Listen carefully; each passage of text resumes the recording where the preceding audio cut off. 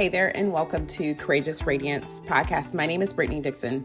Thank you for joining me on this Psalm a Day journey. We're on Psalm 64 today of the 150 Psalms. So we're nearing that midway benchmark, and it has been a journey through using a Hear Journal method.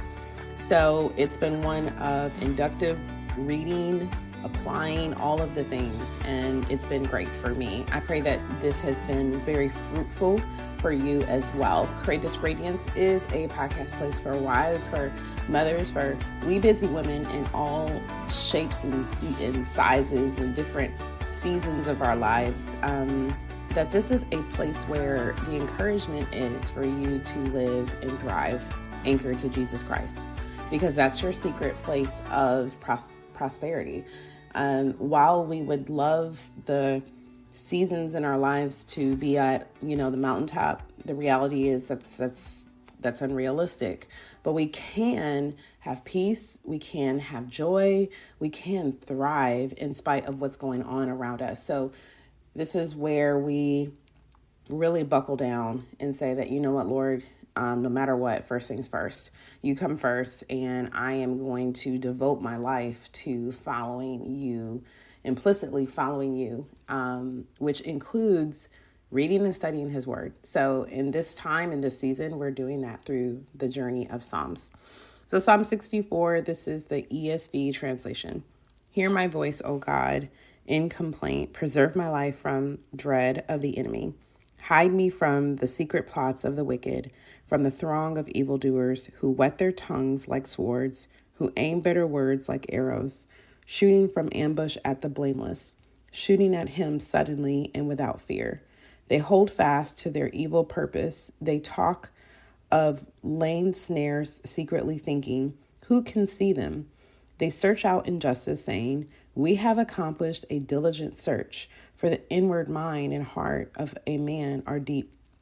But God shoots his arrow at them. They are wounded suddenly. They are brought to ruin with their own tongues turned against them. All who see them will wag their heads. Then all mankind fears. They tell what God has brought about. They ponder what he has done. Let the righteous one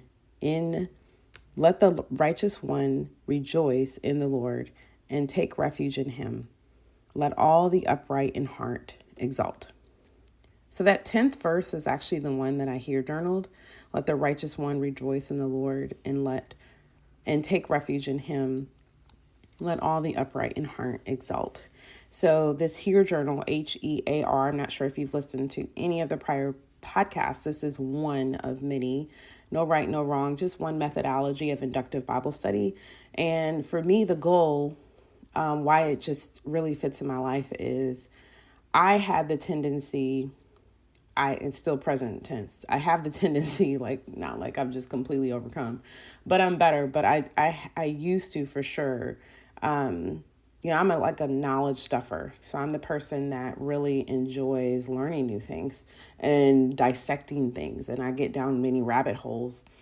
But then it's like I walk away from it with a journal full of information, a legal pad full of information, and I do zero with it. I can have 18,000 sticky notes in regards to it, but where does it apply into my life? So that's one of the things I really enjoy. Since I already love to write and journal, then I do this in a way that then holds me to a level of accountability to walk it out, to apply it. So this is, again, just one method of many, but that's essentially what I'm saying when I Hear Journaled it. So the Hear Journal for me was, its application specifically to me was to trust in the Lord.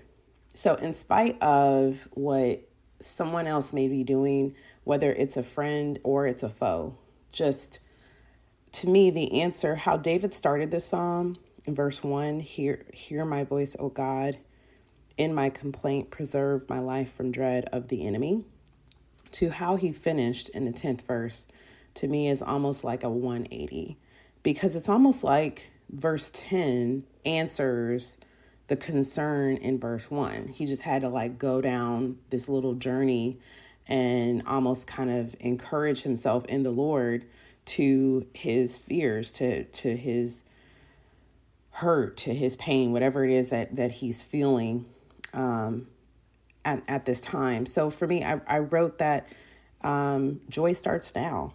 So I can simultaneously, women's Bible study during this past season, actually it wasn't this past season, it was the season before. Anyways, but at my church, I think it was the last season, but it was Christian tension. And to me, this, when I was reading and studying this, that's exactly what I thought about. I thought about that Christian tension that we learned, that as believers, it's not static, or it's not just, one way, throw the baby out with the bathwater. It can be both. It's usually in both in most things. Like I can be sad, but then still have inward joy. I can be in chaos, but still rest in peace. And the reason is because of this concept of trusting in the Lord. So that was my application was to trust in the Lord in spite of those around me or circumstances around me. And also in my R was to really watch my words, because words are piercing. Now, in this case, to me, with this psalm, at least this is what I got out of it, that this is like a true foe, like an enemy, not like some prior psalms where there was actually a friend who is no longer a friend, or somebody who slandered you that you thought you can trust. But however it applies, that verse 4, shooting from ambush at the blameless, shooting at him suddenly and without fear. That part blameless, or from ambush, like hidden, like there's people who could tear you down and you don't even know, like maybe you think that you're actually good with them. What are they speaking, about you? And I think that can become, you can be filled with anxiety, always worrying about what someone else is doing or people's intentions. Are they not going to like me anymore? Like just this idea I used to struggle with. And it's still something that I have to be careful to not be so approval focused, but to trust in the Lord, because I'm already approved. I'm already accepted.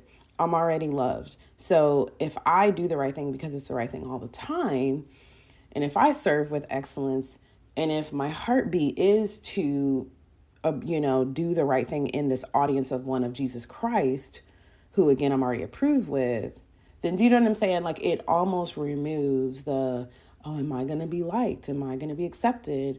Am I, and you drive yourself crazy trying to make people happy. Like it's stop. Like just, that's essentially what I tell myself. So trust in the Lord was really my takeaway from this 64 Psalm, in spite of what the others are doing around us. Because again, we have an approved Savior. We have someone who approves us already, who loves us, who is our provider, who's our shepherd. So even if there is evil planned for us, y'all, we have a helper in our midst, and that is encouragement.